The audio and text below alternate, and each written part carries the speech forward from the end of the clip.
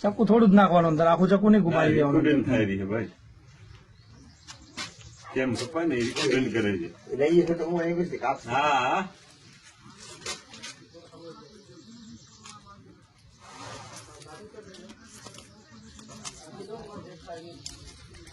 ત્યાંથી ચાકુ આગળ લેજો, ઉપરથી એટલી જગ્યાએ હવે ને ચાકુ આપી.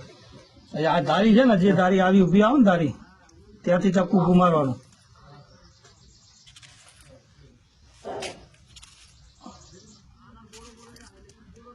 એ દાણો એક બી ના કપાય. અમારે અડધા દાણા કાપી નાખે અમારે જોરા કાપે.